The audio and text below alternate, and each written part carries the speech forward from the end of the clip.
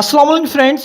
ICT subject के lecture number 11 में सबको खुशामदीद कहते हैं। हमारा आज का लेक्चर सॉफ्टवेयर और सॉफ्टवेयर के टाइप्स के हवाले से है। जिस तरह से लास्ट लेक्चर में हमने पढ़ा कि कंप्यूटर या स्मार्टफोन के जितने भी एप्लीकेशंस होते हैं वो दरअसल सॉफ्टवेयर्स होते हैं। इन सॉफ्टवेयर्स में ऑपरेटिंग सिस्टम्स, ऑफिस से related softwares, text, audio, video, animations या इमेजेस बनाने वाले softwares, audio and video players, उसके अलावा ब्राउजर, ये तमाम के तमाम सॉफ्टवेयर्स होते हैं। और हमने ये भी पढ़ा था कि इन सॉफ्टवेयर्स को बनाने वाले सॉफ्टवेयर डेवलपर्स होते हैं। तो आज के लेक्चर में हम सॉफ्टवेयर से रिलेटेड डिटेल में पढ़ेंगे। आज के इस लेक्चर में हम कंप्यूटर के सॉफ्टवेयर्स और सॉफ्टवेयर के टाइप्स के बारे में पढ़ेंगे। तो आइए अपना लेक्चर स्टार्ट करते हैं। बेसिकली कंप्यूटर में तीन तरह के सॉफ्टवेयर होते हैं: system software, programming software and application software. अब अगर हम इनके मजीद डिटेल में जाएं तो सिस्टम सॉफ्टवेयर के फर्दर तीन टाइप्स होते हैं: operating system, utility programmes and device drivers. उसके बाद अगर हम प्रोग्रामिंग सॉफ्टवेयर्स की बात करें तो बहुत सारे हमारे पास प्रोग्रामिंग सॉफ्टवेयर्स होते हैं जिनमें बेसिक सॉफ्टवेयर्स यहाँ पर बताए गए हैं, जिनमें compilers,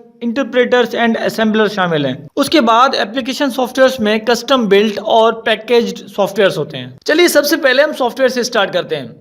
Software is series or set of instructions that tell the computer what to do and how to do. It is also called a program. दरअसल सॉफ्टवेयर सेट ऑफ इंस्ट्रक्शंस होते हैं, यानी कि सीरीज होती हैं इंस्ट्रक्शंस की, जो कि कंप्यूटर को बताते हैं कि क्या करना है और किस तरह से करना है। कंप्यूटर के अंदर जितने भी टास्क परफॉर्म होते हैं वो सॉफ्टवेयर्स की मदद से ही होते हैं, और कंप्यूटर के हार्डवेयर्स को चलाने वाले भी सॉफ्टवेयर्स ही होते हैं जो कि इनसे काम लेते हैं। अब ये याद रहे कि सॉफ्टवेयर्स को मुख्तलिफ नामों से पुकारा जाता है, जैसे कि इंस्ट्रक्शंस, एप्लीकेशंस और प्रोग्राम्स। जो सॉफ्टवेयर्स हम इस्तेमाल करते हैं ये इंस्ट्रक्शंस की कॉम्बिनेशन होती है, और इन्हीं इंस्ट्रक्शंस को हम प्रोग्राम्स या सॉफ्टवेयर्स कहते हैं। दरअसल सॉफ्टवेयर्स का काम ये होता है कि वो कंप्यूटर के हार्डवेयर यानी कि मशीन को ये बताते हैं कि कोई भी टास्क किस तरह से परफॉर्म करना है। चलिए अब हम स्टार्ट करते हैं सॉफ्टवेयर्स के फर्स्ट टाइप यानी कि सिस्टम सॉफ्टवेयर से। सिस्टम सॉफ्टवेयर के तीन फर्दर पार्ट्स हैं। सबसे पहला ऑपरेटिंग सिस्टम, दूसरा यूटिलिटी प्रोग्राम्स और तीसरा डिवाइस ड्राइवर्स। सबसे पहले यह जानना जरूरी है कि सिस्टम सॉफ्टवेयर खुद क्या है। एक छोटी सी डेफिनेशन है, इस डेफिनेशन को पढ़ लेते हैं। System software is computer software design to operate the computer hardware to provide basic functionality and to provide a platform to running application software. System software computer का मैनेजर सॉफ्टवेयर होता है, यानी कि कंप्यूटर के हार्डवेयर की complete command system software के पास होते हैं। यही सॉफ्टवेयर बेसिक फंक्शनलिटीज के साथ साथ बाकी एप्लीकेशन सॉफ्टवेयर्स को चलने के लिए एक प्लेटफॉर्म प्रोवाइड करता है। अब जैसे कि हम माइक्रोसॉफ्ट का विंडोज़ इस्तेमाल करते हैं, चले मेरे पास इस वक्त माइक्रोसॉफ्ट का विंडोज़ 10 इंस्टॉल्ड है और उसमें बहुत सारे एप्लीकेशन सॉफ्टवेयर्स भी इंस्टॉल्ड हैं।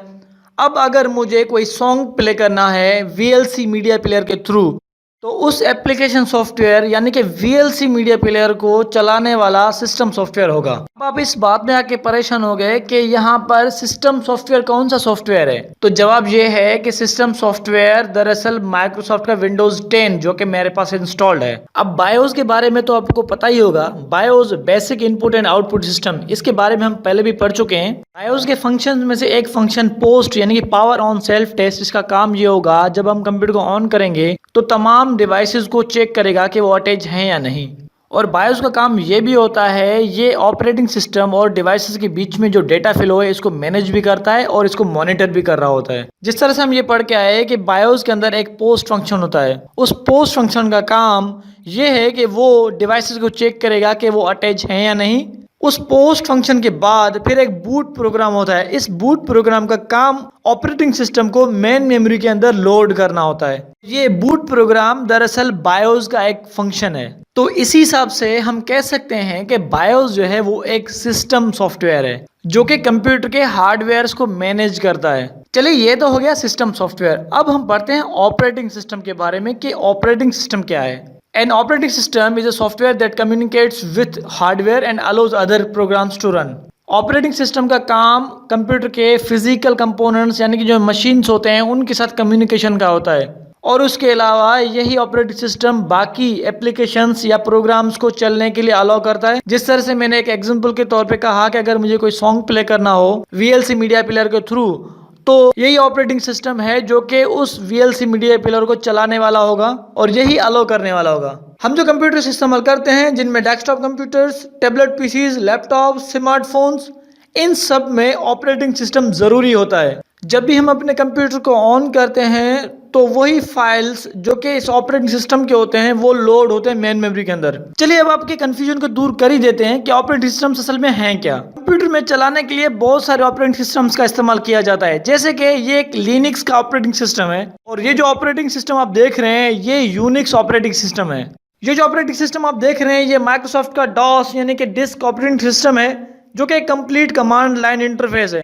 कोई भी टास्क परफॉर्म करने के लिए कमांड्स टाइप करने पड़ते हैं। इनका इस्तेमाल नॉर्मली नहीं किया जाता। ये दरअसल इंडस्ट्री साइड इस्तेमाल होने वाले ऑपरेटिंग सिस्टम्स होते हैं जो कि बड़े बड़े मशीन्स को कंट्रोल करने के लिए इस्तेमाल किए जाते हैं और इन ऑपरेटिंग सिस्टम्स को चलाने के लिए टेक्निकल लोगों की ज़रूरत होती है। इनको नॉन टेक्निकल लोग इस्तेमाल नहीं कर सकते क्योंकि ये यूज़र फ्रेंडली ऑपरेटिंग सिस्टम्स नहीं होते। डॉस के बाद हमारे पास एक और ऑपरेटिंग सिस्टम है जिसको हम मैक ऑपरेटिंग सिस्टम कहते हैं।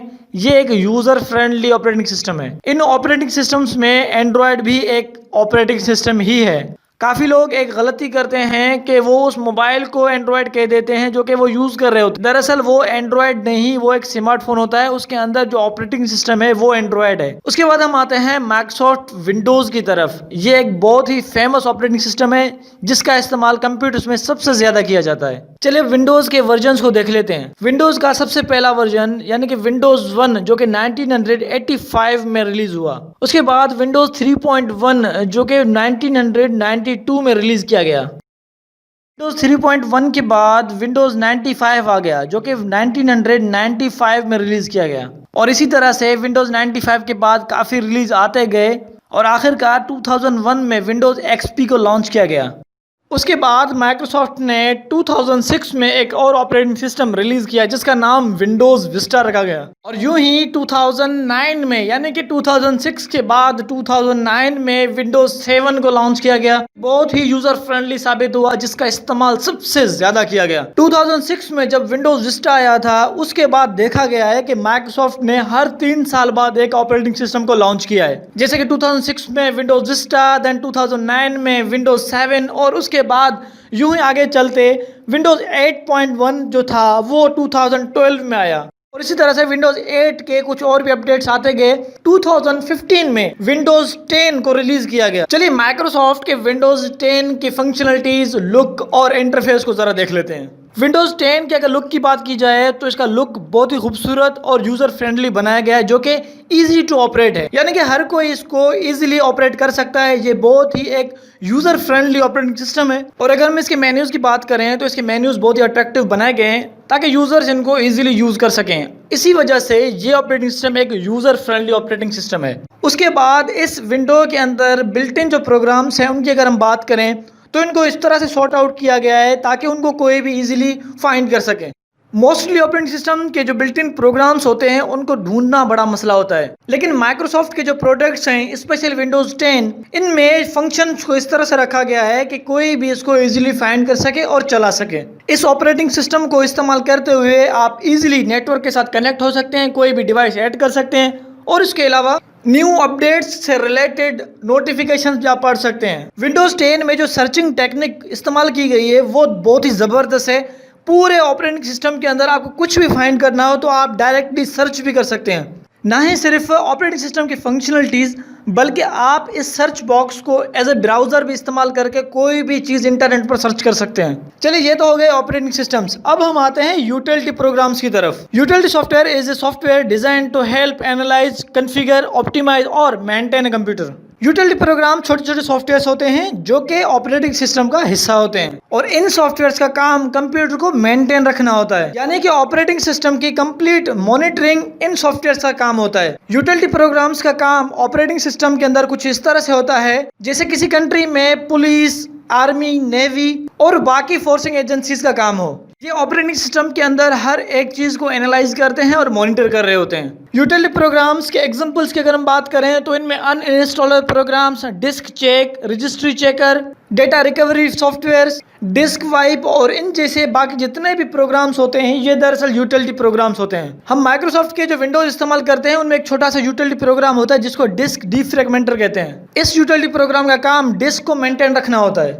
जो भी डेटा हम हार्ड डिस्क के अंदर कॉपी करके रखते हैं उनको मेंटेन रखना, उनको अरेंज करना इस यूटिलिटी प्रोग्राम का काम होता है। एक और छोटा सा यूटिलिटी प्रोग्राम जिसको हम इस्तेमाल करते हैं जिसका नाम डिस्क क्लीनअप होता है। इस सॉफ्टवेयर का काम ये होता है कि ये डिस्क को क्लीन अप कर रहा होता है। यानी कि जब हम डिस्क को इस्तेमाल करते हैं, कोई भी स्टोरेजेस करते हैं, तो उनमें कुछ एक्स्ट्रा फाइल्स और हिस्ट्री बन जाती है, तो इनको क्लीन अप करना इस छोटे से यूटिलिटी प्रोग्राम का काम होता है। एक और टूल हम इस्तेमाल करते हैं जिसको डिस्क पार्टीशन टूल कहते हैं। इस डिस्क पार्टीशन टूल का काम ये होता है कि कंप्लीट डिस्क को पार्टीशन में तोड़कर उसको इस्तेमाल करना। यानी कि जो हार्ड डिस्क हम इस्तेमाल करते हैं वो एक कंप्लीट स्टोरेज है। हम क्या करते हैं, उसको पार्टीशन में अलग अलग बनाकर फिर हम उसको इस्तेमाल करते हैं, जैसे कि सी पार्टीशन, डी पार्टीशन, ई पार्टीशन, इस तरह से पार्टीशन बनाकर हम अपने डेटा को मैनेज करते हैं। Basic input and output system यानी कि बायोस, इसके बारे में हम काफी बार पढ़ चुके हैं। बायोस का काम कंप्यूटर के फिजिकल कंपोनेंट्स को चेक करना होता है। माइक्रोसॉफ्ट के बने हुए ऑपरेटिंग सिस्टम यानी कि विंडोज की अगर हम बात करें तो इनमें छोटे छोटे यूटिलिटी प्रोग्राम्स होते हैं। इनके बारे में थोड़ा सा जानते हैं। विंडोज के अंदर जो प्रोग्राम्स होते हैं उनमें installer and uninstaller, user account, system and security और विंडोज फायरवॉल जैसे जो सॉफ्टवेयर होते हैं, ये तमाम के तमाम यूटिलिटी प्रोग्राम्स होते हैं। चलिए अब हम डिवाइस ड्राइवर्स के बारे में जानते हैं। A device driver is a computer program that controls a particular device that is connected to your computer। जिस तरह से हम पिछले लेक्चर्स में ये पढ़ के आए थे कि कंप्यूटर के अंदर बसेस होते हैं और इन बसेस को चलाने के लिए ड्राइवर्स होते हैं, तो ये जो हम पढ़ रहे हैं डिवाइस ड्राइवर्स, ये वही ड्राइवर्स होते हैं जो कि उन बसेस को चलाने वाले होते हैं। डिवाइस ड्राइवर्स का काम सिर्फ और सिर्फ कनेक्टिविटी का होता है, यानी कि जो कंपोनेंट्स आपके कंप्यूटर के अंदर लगे हुए होते हैं और उसी हार्डवेयर से मुतालिक जो एप्लीकेशन होता है, इन दोनों के बीच में कनेक्टिविटी को स्टेबल रखना डिवाइस ड्राइवर का काम होता है। यानी कि जितने भी कंपोनेंट्स हमारे कंप्यूटर के अंदर लगे हुए होते हैं उनके ड्राइवर्स इंस्टॉल करना लाजमी होता है। अगर हम ड्राइवर्स इंस्टॉल नहीं करेंगे तो हमारा कंप्यूटर कभी भी काम नहीं करेगा। अगर हम एक यूएसबी भी अपने कंप्यूटर के साथ अटैच करते हैं तो उसके ड्राइवर्स पहले इंस्टॉल किए जाते हैं। ये तो आजकल के ऑपरेटिंग सिस्टम्स में हमें नहीं पता चलता कि उसके ड्राइवर्स इंस्टॉल ऑटो हो जाते हैं, लेकिन अगर हम विंडोज एक्सपी की बात करें तो तब वाले जो ऑपरेटिंग सिस्टम्स होते थे या उससे पहले वाले जो ऑपरेटिंग सिस्टम होते थे उनके ड्राइवर्स अलग से इंस्टॉल करने पड़ते थे। और ये मसला विंडोज 7 के बाद हल किया गया। जब विंडोज 7 आया था तो विंडोज 7 के साथ ये सारे के सारे ड्राइवर्स उसी विंडो के अंदर बिल्ट इन आने लगे। आजकल जितने भी डिवाइसेस बनते हैं उन डिवाइसेस के ड्राइवर्स उसी पर्टिकुलर डिवाइस के अंदर होते हैं। जब ये पर्टिकुलर किसी सिस्टम के साथ कनेक्ट होते हैं तो ऑटो इनके ड्राइवर्स इंस्टॉल हो जाते हैं, यानी कि इनको इंस्टॉल करना नहीं पड़ता। हम जो कंप्यूटर इस्तेमाल करते हैं उनमें बहुत सारे हार्डवेयर होते हैं और हर एक हार्डवेयर से रिलेटेड एक एप्लीकेशन जरूर होता है। अब इस हार्डवेयर और इस एप्लीकेशन के बीच में एक और इंटरफेस होता है जिसको हम डिवाइस ड्राइवर कहते हैं। इस डिवाइस ड्राइवर का काम इन दोनों यानी कि एप्लीकेशन और हार्डवेयर की कम्युनिकेशन करवाना होता है। अब मिसाल के तौर पर मेरे पास एक प्रिंटर है और उसी प्रिंटर की मदद से मैं एक पेज प्रिंट करवाना चाह रहा हूँ, तो इस एप्लीकेशन और इस हार्डवेयर यानी कि प्रिंटर और इस एप्लीकेशन के बीच में जो कम्युनिकेशन करवाने का काम होगा वो डिवाइस ड्राइवर का काम होगा। वैसे अगर आपको चेक करना है कि ये डिवाइस ड्राइवर्स होते कहाँ हैं कंप्यूटर में, तो आप अपने कंप्यूटर के डेस्कटॉप पर जाएं, वहां पर दिस पीसी या माय कंप्यूटर का जो आइकन होता है उस पर आप राइट क्लिक करेंगे। क्लिक करते ही साइड में मेन्यूज ओपन होके आएंगी। अब वहां पर मैनेज लिखा हुआ होगा। अब मैनेज पे जैसे ही आप क्लिक करेंगे तो एक विंडो ओपन हो गया आएगा जिसमें बहुत सारे फंक्शंस लिखे हुए होंगे। इनमें आपने चेक करना है कि डिवाइस मैनेजर कहां पर है, तो डिवाइस मैनेजर पे आप क्लिक करेंगे तो एक न्यू विंडो ओपन हो के आएगा। अब यहाँ पर आप बहुत सारे फंक्शंस देख सकते हैं। अब इसमें ये जो इस साइड में जितने भी फंक्शंस आपको दिखाई दे रहे हैं ये दरअसल डिवाइस ड्राइवर्स हैं जो कि छोटे छोटे सॉफ्टवेयर्स हैं। अगर आप इनमें से कोई भी अनइंस्टॉल करेंगे तो उससे रिलेटेड जो हार्डवेयर होंगे वो ठीक से काम नहीं करेंगे। अब हम आते हैं सॉफ्टवेयर के दूसरे टाइप यानी कि प्रोग्रामिंग सॉफ्टवेयर्स की तरफ। अब ये वो सॉफ्टवेयर टूल्स हैं जिनकी मदद से सॉफ्टवेयर डेवलपर्स बाकी एप्लीकेशन सॉफ्टवेयर्स बनाते हैं। चलिए इनके एग्जांपल्स की बात करते हैं। जैसे कि यहाँ पर एक टूल आप देख रहे हैं, इसको इक्लिप्स कहते हैं। ये दरअसल जावा प्रोग्रामिंग लैंग्वेज के लिए इस्तेमाल किया जाता है। उसके बाद जो दूसरा एग्जांपल यहाँ पर दिया गया है एक और एडिटर जिसको कोडा कहते हैं। कोडा दरअसल मैक प्रोग्रामिंग लैंग्वेज के लिए इस्तेमाल किया जाता है। उसके बाद हमारे पास एक और टूल मौजूद है जिसको नोटपैड प्लस प्लस कहते हैं। ये दरअसल वेबसाइट्स बनाने के लिए ज्यादातर इस्तेमाल किया जाता है और बाकी प्रोग्रामिंग लैंग्वेजेस के लिए भी इसको इस्तेमाल किया जाता है। इसी तरह से सबलाइम टेक्स्ट भी एक एडिटर है जिसका इस्तेमाल Windows, Linux, Mac operating system बनाने के लिए और वेबसाइट्स क्रिएट करने के लिए भी किया जाता है। चलिए अब हम आते हैं सॉफ्टवेयर के टाइप नंबर 3 पे, जो कि एप्लीकेशन सॉफ्टवेयर है, जिसके दो फर्दर टाइप्स हैं, custom built and package software. असल में एप्लीकेशन सॉफ्टवेयर उस सॉफ्टवेयर को कहते हैं जिसकी मदद से हम कोई स्पेसिफिक टास्क परफॉर्म कर सकें। जैसे कि इमेजेस को एडिट करने के लिए एक सॉफ्टवेयर होता है, वीडियोस को प्ले करने के लिए अलग से सॉफ्टवेयर होता है, इसी तरह से मूवीज चलाने के लिए अलग से सॉफ्टवेयर होते हैं। तो इस तरह के जो सॉफ्टवेयर्स होते हैं जो कि स्पेसिफिक यानी कि कोई भी एक या दो टास्क परफॉर्म करें, तो इस जैसे सॉफ्टवेयर्स को हम एप्लीकेशन सॉफ्टवेयर्स में काउंट करते हैं। अगर हमें फोटोज एडिट करने हैं तो हम फोटोशॉप का इस्तेमाल करते हैं। इसी तरह अगर हमें ऑडियोज को एडिट करना है, ऑडियोज में इफेक्ट्स लगाने, तो हम एडोब ऑडिशन का इस्तेमाल करते हैं। और वीडियोस बनाने के लिए कैमकेशिया स्टूडियो, फिल्मोरा और एडोब प्रीमियर प्रो का इस्तेमाल किया जाता है। तो रीड करने के लिए पीडीएफ, वर्ड, नोटपैड और इस तरह के जितने भी एडिटर्स हैं, वर्ड प्रोसेसर्स हैं, उनका इस्तेमाल किया जाता है। और अगर हम ऑडियोज और वीडियोस प्ले करने की बात करें तो वीएलसी, विंडोज मीडिया प्लेयर और इस जैसे बहुत सारे सॉफ्टवेयर्स का इस्तेमाल किया जाता है। इंटरनेट पर ब्राउजिंग के लिए ब्राउजर सॉफ्टवेयर्स का इस्तेमाल किया जाता है। अब एप्लीकेशन सॉफ्टवेयर्स में हमने दो तरह के सॉफ्टवेयर्स के बारे में पढ़ा था, एक कस्टम बिल्ट और दूसरे पैकेज्ड सॉफ्टवेयर्स। तो हम पहले कस्टम बिल्ट सॉफ्टवेयर को देखते हैं कि ये असल में है क्या। अब जो कस्टम बिल्ट सॉफ्टवेयर्स हैं वो दरअसल किसी पर्टिकुलर एक ऑर्गेनाइजेशन के लिए बनते हैं या किसी एक शॉप के लिए बनाए जाते हैं। ये वो सॉफ्टवेयर्स हैं कि इनका इस्तेमाल हर कोई नहीं करेगा, कोई मुख्तसर कुछ लोग होंगे जो कि इसका इस्तेमाल करेंगे। अब जैसे मिसाल के तौर पर हम मेडिकल स्टोर्स पर देखते हैं, वहाँ पर कंप्यूटर रख के बैठे हैं और वहाँ पर एक वो सॉफ्टवेयर चलाकर अपने डेटा को मेंटेन करते हैं। तो इस तरह के जो छोटे छोटे सॉफ्टवेयर्स हर कोई अपने लिए बना के रखा है, तो इस तरह के सॉफ्टवेयर्स को कस्टम बिल्ट सॉफ्टवेयर कहा जाता है। उसके अलावा अगर किसी यूनिवर्सिटी में स्टूडेंट्स के ऑनलाइन अटेंडेंस का सिस्टम है, तो इस तरह के जो सॉफ्टवेयर होगा वो सिर्फ और सिर्फ उसी एक यूनिवर्सिटी के हवाले से होगा, यानी कि उसमें जो डेटा होगा उसको एक्सेस करना, उसको इस्तेमाल करना सिर्फ और सिर्फ उसी एक यूनिवर्सिटी के एम्प्लॉयज के हाथ में होगा, उसको बाकी लोग इस्तेमाल नहीं करेंगे। तो इस तरह के जो भी सॉफ्टवेयर्स हैं इनको कस्टम बिल्ट सॉफ्टवेयर कहा जाता है। इसका एक और मिसाल भी ले लेते हैं, जैसे कि एम्प्लॉयज रिकॉर्ड मैनेजमेंट सिस्टम।